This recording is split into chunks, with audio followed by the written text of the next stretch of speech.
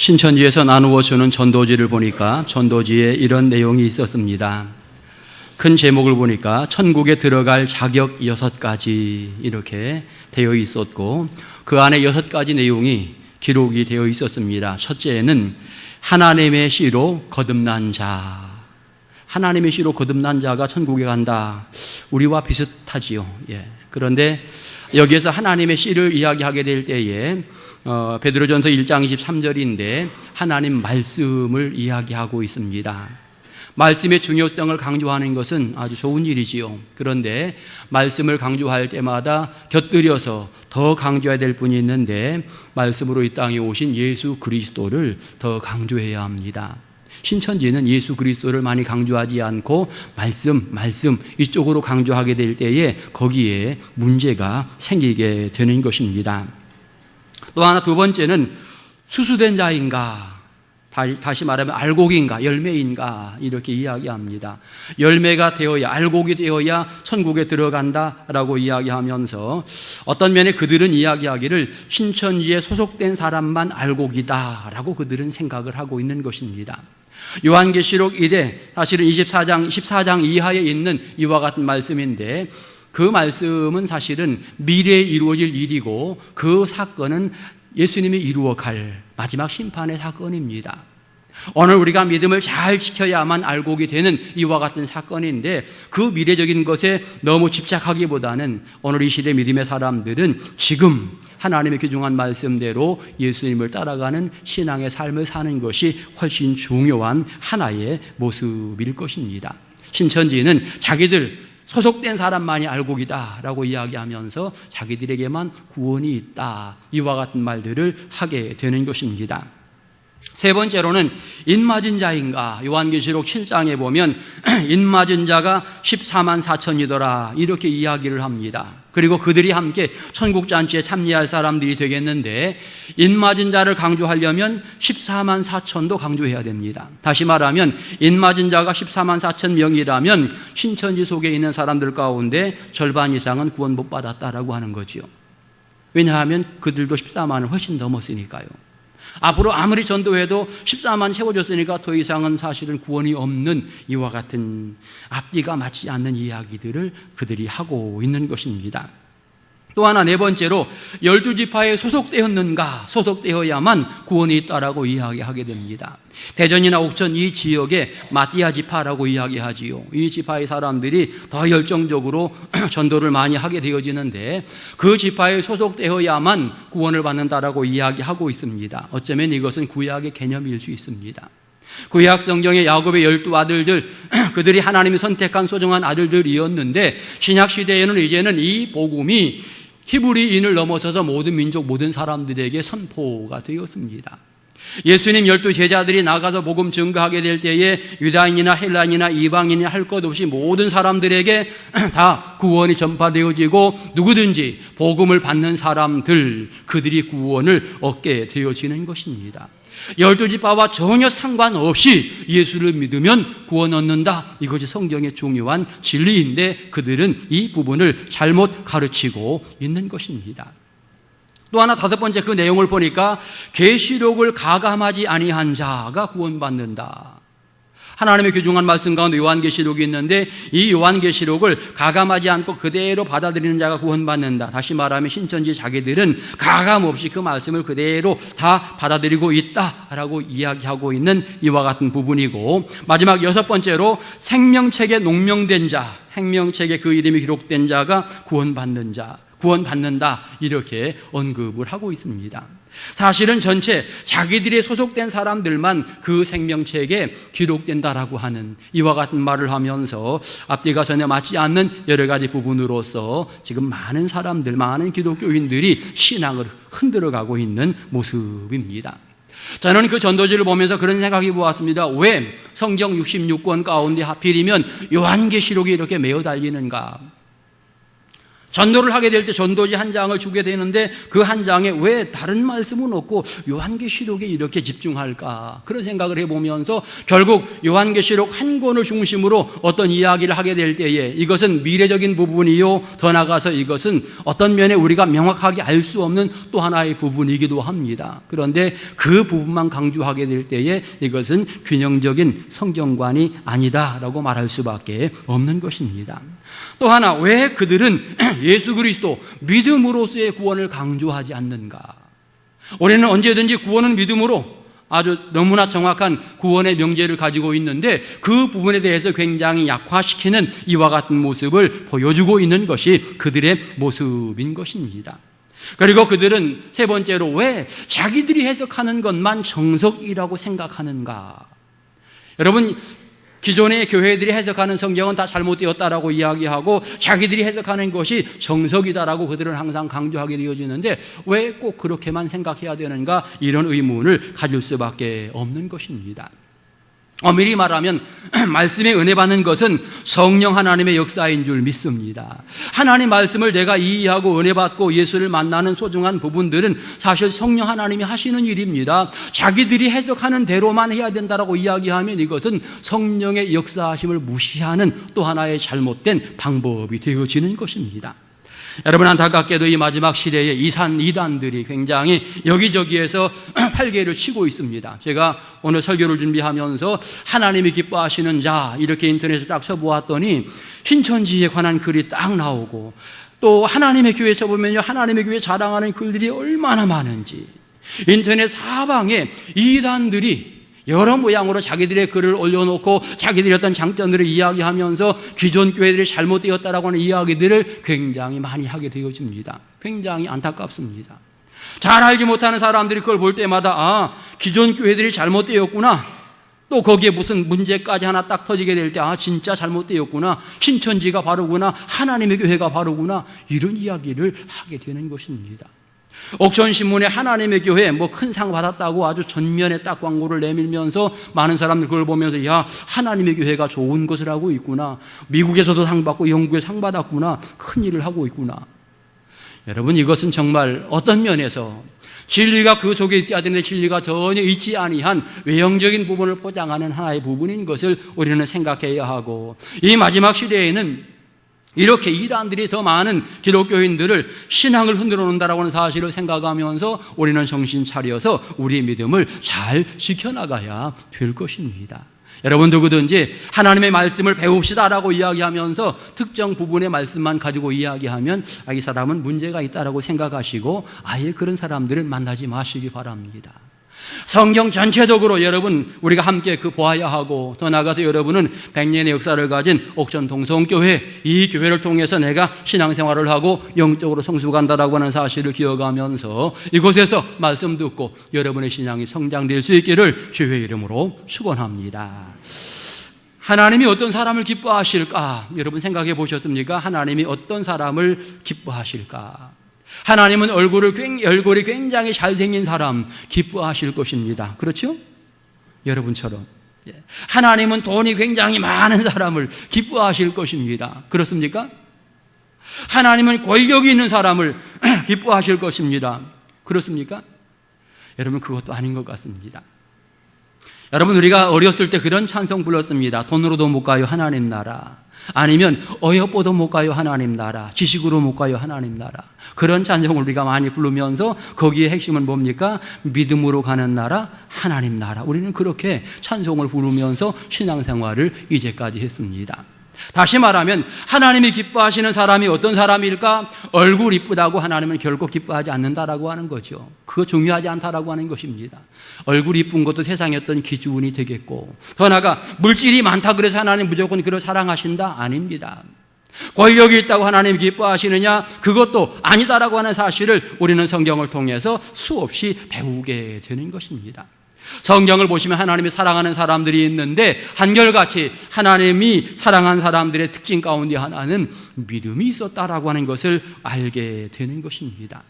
아브라함이 믿음의 조상으로서 하나님이 선택하게 될 때에 이스라엘 백성의 대표로 하나님이 아브라함을 선택하십니다. 하나님이 그의 믿음을 보셨다라고 이렇게 표현할 때가 있었습니다. 그러면서 아브라함을 칭찬하셨지요. 믿음이 있었기 때문에 아브라함이 칭찬을 듣게 되고 사랑을 받게 되는 것입니다.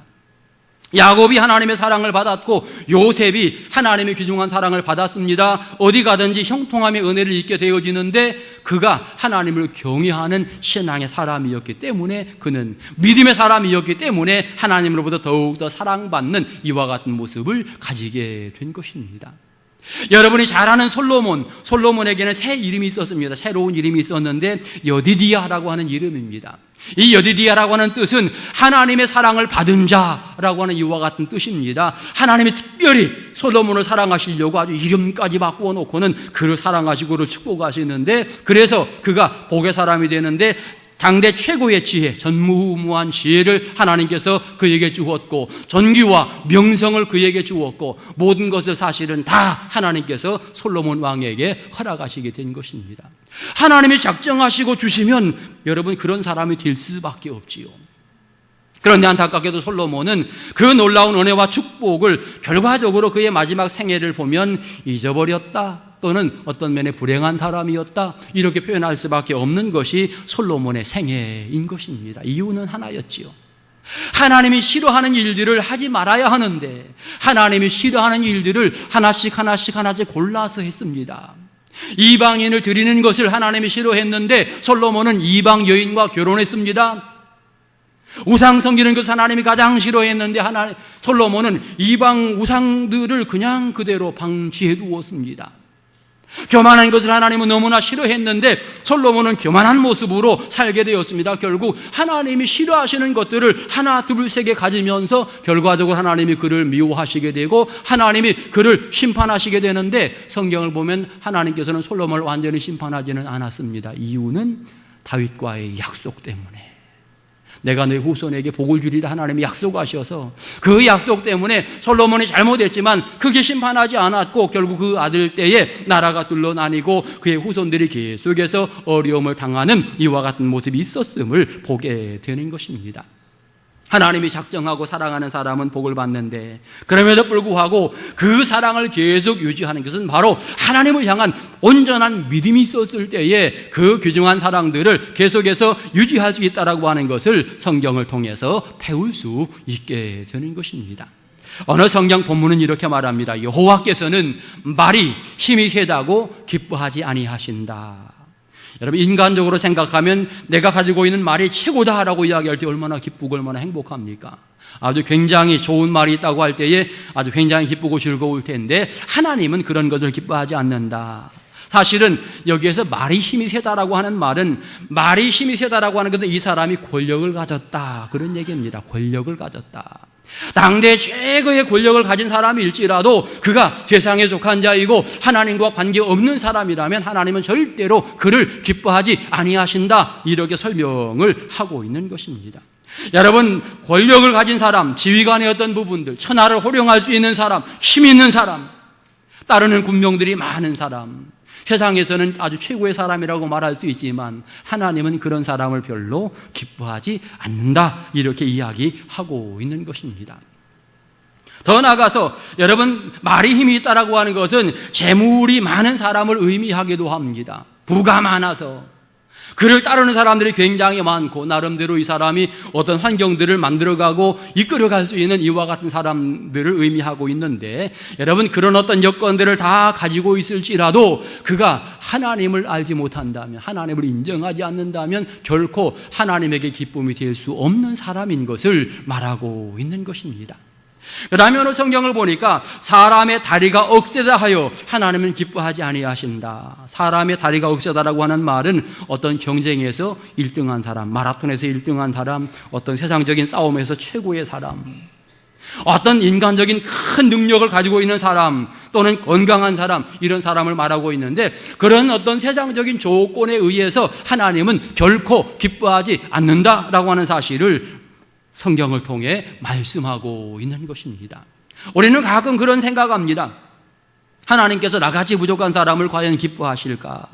나는 권력도 없고 백도 없고 재물도 없고 능력도 없고 배운 것도 없고 지식도 없는데 과연 나 같은 사람 기뻐하실까? 이런 질문을 하는데 오늘 성경은 명확하게 대답합니다. 하나님은 그런 조건은 절대로 좋아하지 않는다. 세상적인 조건이 하나님 앞에 설 때에는 절대로 필요하거나 중요하지 않다라고 하는 사실을 성경을 통해서 가르쳐 주고 있고, 결국 이것은 인간들이 가지는 하나의 어떤 판단, 어떤 편견이라고 말할 수 있는 것입니다. 사람들은요, 세상에서 권력 있는 사람들을 보게 될 때에 그를 우러러보게 되어지고 그를 위대한 자라고 생각을 합니다. 돈 많고 굉장히 부자를 보게 될 때 그를 대단한 사람으로 인정해 주려고 하고, 심지어는 교회에서도 권력 있는 사람이 오고 물질 있는 사람이 오면 그 사람을 잘 대접해 주려고 하는 이와 같은 모습들을 보여주기도 합니다. 이런 것들은 잘못된 이런 모습입니다. 하나님은 결국 그런 사람을 좋아하시지 않습니다. 여러분, 온전히 주님 앞에 서는 사람, 온전히 하나님 영광으로 살아가는 사람을 주님이 기뻐하신다라고 하는 사실을 우리가 깨달으면서, 그러면 오늘 성경에서는 뭐라고 말씀하시는가? 하나님이 어떤 사람을 기뻐하시는가? 오늘 성경은 크게 두 가지를 우리들에게 가르쳐 줍니다. 첫째는 하나님을 경외하는 자를 기뻐하신다. 할렐루야. 여러분이 하나님을 경외하면 하나님이 여러분을 기뻐하시는 줄 믿습니다. 여러분, 경외한다라고 하는 것은 그 하나님을 인정하는 신앙의 자세를 말하는 것입니다. 어느 성경을 보니까 그가 구름으로 하늘을 덮으신다. 여러분, 하늘의 움직임의 모든 것을 하나님이 주관하신다라고 하는 사실을 인정하는 하나의 부분이 되겠습니다. 그가 땅을 위하여 비를 준비하신다. 여러분, 비가 내리고 바람이 불고 이 모든 것들, 자연의 모든 현상, 또 산의 풀들이 자라게 하신다. 이런 것들을 다 하나님이 하신다라고 고백하는 것, 하나님이 주관하시고 섭리하신다라고 고백하면서 믿음을 진행해 나가는 사람을 하나님이 기뻐하신다. 이렇게 설명하고 있는 것입니다. 아름다운 자연을 보면서 이 자연 하나님이 멋지게 창조하셨구나, 하나님 영광 받으옵소서, 하나님 감사합니다, 이런 신앙의 모습을 가진 사람을 하나님은 기뻐하신다. 이렇게 설명하고 있는 것입니다. 들짐승에게 먹을 것을 주시고 우는 까마귀를 먹이시는 하나님, 자연의 모든 것을 움직여가시고 더 나아가 나의 삶을 주관하시며 이끌어가시는 그 하나님을 인정하는 사람, 그 사람을 하나님께서는 기뻐하신다. 이렇게 말씀하고 있는 것입니다.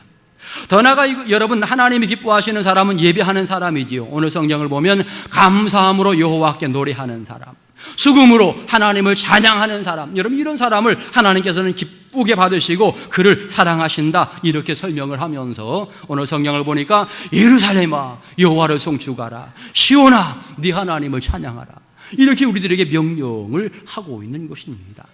결국 하나님의 기쁨이 되는 자냐, 하나님의 사랑을 받을 수 있는 부분은 세상적인 어떤 중요하다고 생각하는 그런 여건이 아니라, 우리가 하나님 앞에 온전하게 서게 될 때에 그 하나님을 인정하며 영광 돌리는 신앙의 아름다움을 가지게 될 때, 내가 찬양하며 주님께 영광을 돌리게 될 때에 하나님께서 우리를 기뻐 받으시게 되는 줄 믿습니다. 더 나아가 여러분, 하나님의 말씀에 순종하는 것, 경외라고 하는 말은 순종한다라고 하는 말과 통하는 이와 같은 말이 되겠습니다. 하나님이 명령하셨기에 두려고 떨림으로 그 말씀을 따라가는 아름다운 신앙의 모습을 가지는 것, 그것이 바로 경외하는 신앙의 모습인 것입니다. 하나님이 다윗을 기뻐하신 이유는 하나님만 경외하였기 때문에, 다윗이 하나님만 온전히 경외하였기 때문에 다윗을 기뻐하였고, 하나님이 모세를 기뻐하신 이유는 모세가 하나님이 명령할 때마다 그 명령에 순종하면서 나아갔기 때문에 하나님께서 모세를 기쁘게 생각하셨던 것입니다. 하나님이 다니엘을 기뻐하셨던 이유는 다니엘은 하나님만 생각하며 하루에 3번씩 열심히 기도하는 신앙의 모습을 가졌었기 때문에 다니엘을 기뻐하시게 되어지는 것입니다. 오늘 우리도 얼마든지 하나님이 기뻐할 수 있는 사람이 되어지는 것입니다. 하나님이 사랑받을 만한 신앙의 사람이 될 수 있는 것입니다. 그런데 여러분, 신앙생활하며 또 어떤 사람은 하나님에게 기쁨이 되는 사람이 아니라 하나님에게 걱정거리가 되는 사람이 있습니다. 걱정거리가 되는 사람 1번은 예배생활 제대로 안 하는 사람, 하나님의 걱정거리죠. 예배생활만 잘해도 하나님의 기쁨이 되어지는데 예배생활 제대로 하지 않게 될 때에 하나님 앞에 걱정거리가 되는 것입니다. 사명을 잘 감당하지 아니하는 자, 하나님 앞에 걱정거리가 되어지는 것입니다. 사랑해야 되는데 사랑을 잘 실천하지 않는 사람, 여러분 하나님 앞에 걱정거리가 되어집니다. 온 천하에 다니 복음을 전하라 명령했는데 복음을 전하지 않는 사람, 하나님 앞에 걱정거리가 될 수 있는 것입니다. 자기 욕심대로 살고 세상 따라 살고 이런 모습을 보이게 될 때에 그것은 하나님 앞에 걱정거리가 되어지는, 우리는 생각해야 합니다. 내 자신이 하나님 앞에 걱정거리가 아니라 하나님에게 기쁨이 되고 즐거움이 되고 행복이 되는 신앙의 사람이 되도록 우리는 노력해야 하고, 그런 사람으로 인정받도록 우리 하나님 앞에 서야 되는 것입니다. 여러분, 또 오늘 두 번째로 하나님은 하나님의 인자하심을 바라보는 사람, 하나님의 사랑을 기대하면서 바라보는 사람을 기뻐하신다라고 이야기합니다. 우리는 내가 뭔가 열심히 해야만 비로소 하나님이 그래 잘했다 칭찬할 것 같은데, 하나님은 그렇게 말씀하시지 않고 우리가 크게 일을 안 해도 하나님의 은혜 바라보고 그 하나님의 사랑을, 약속을 바라보면서 그저 하나님을 향하여 나아가게 될 때에 하나님이 그를 기뻐하신다, 이렇게 말씀하고 있는 것입니다. 여러분, 이스라엘 백성들이 구름기둥을, 불기둥을 향하여 따라가게 될 때에 따라가기만 해도 하나님은 그들을 사랑하며 기뻐하시는 줄 믿습니다. 아무것도 하지 않아도 하나님이 말씀하시고 지시하실 때마다 그저 따라가기만 하면, 그래 내가 너를 사랑한다, 내가 앞으로 너를 책임진다, 여러분 이렇게 말씀하시는 분이 하나님이신 것을 오늘 성경은 이야기하고 있는 것입니다. 우리는 신앙생활하면서 하나님을 제대로 알아야 합니다. 하나님이 사랑의 하나님이라고 하는 사실을, 우리는 하나님이 나를 용서하시는 하나님이시다라고 하는 사실도 분명히 알아야 합니다. 그러기에 그 하나님 앞에 내 자신을 그대로 내려놓고 우리 모든 죄를 고백하며 회개하는 아름다운 신앙의 모습을 우리가 함께 가져야 하는 것입니다. 잘못을 고백하며 용서를 구하는 자, 하나님은 미워하는 것이 아니라 사랑하신다, 이렇게 이야기합니다.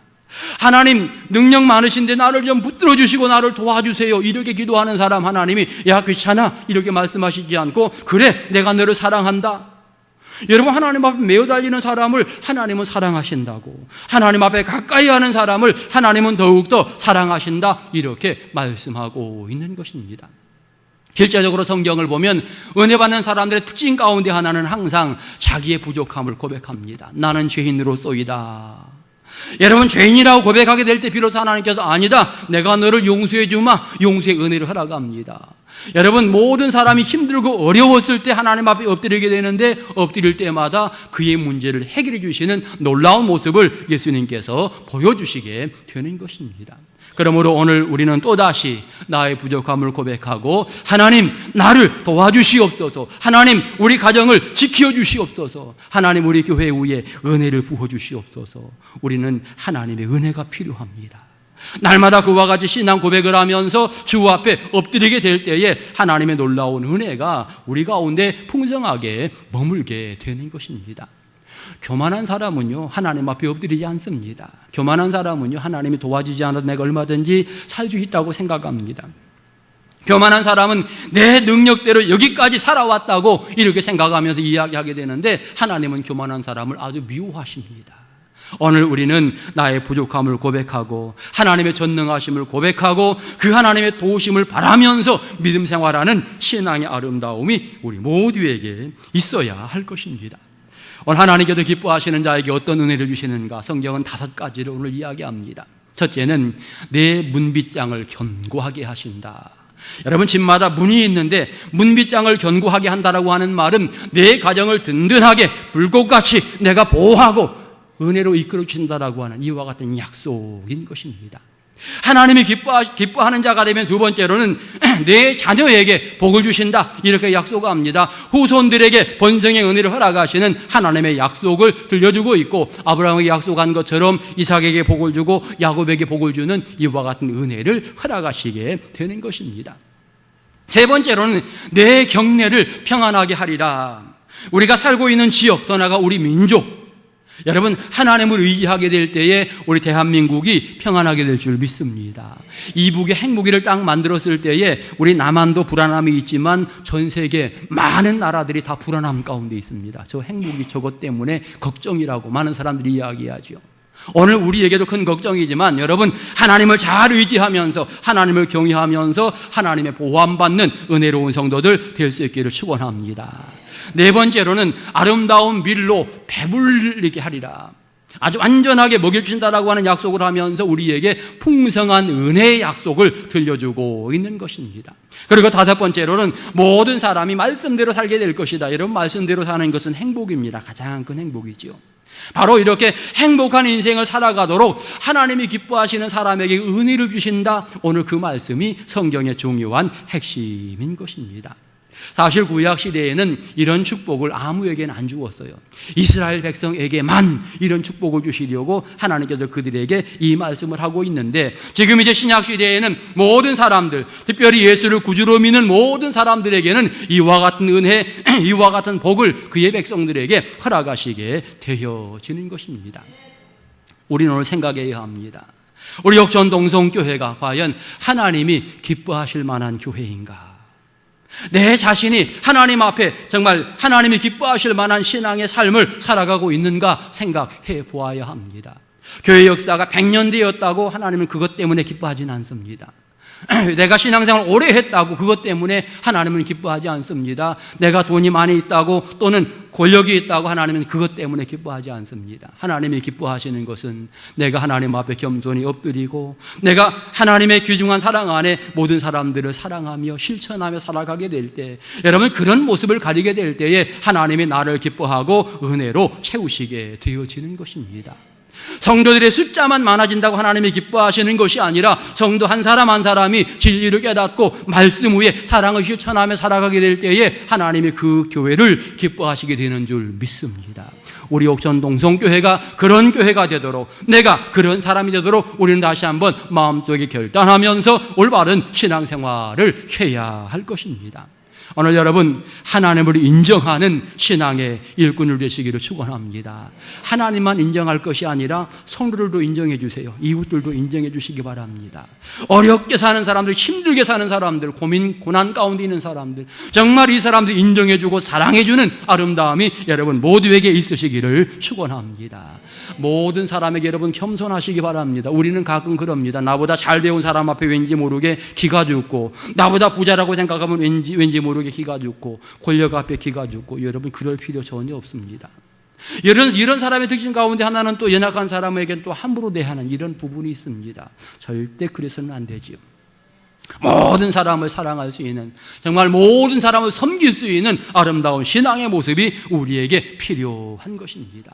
그리고 지금까지 우리 하나님의 귀중한 사랑을 받았는데 이 사랑을 앞으로 계속해서 유지해 나가는 소중한 방법이 있다면 날마다 우리는 하나님의 사랑이 필요한 존재임을 고백하며 살아가는 것입니다. 지금까지 하나님의 은혜로 살았는데 내일 또 나는 하나님의 은혜가 필요합니다. 모레도 글패도 나의 생애 전체에는 하나님의 은혜가 필요하고 하나님의 사랑이 필요합니다. 하나님 나를 잡아주시고 나를 이끌어 주시옵소서. 여러분이 이렇게 기도하면서 날마다 주님 앞에 여러분의 멋진 신앙의 고백을 하면서 영광 돌리며 살아가는 지혜로운 성도들 될 수 있기를 축원합니다.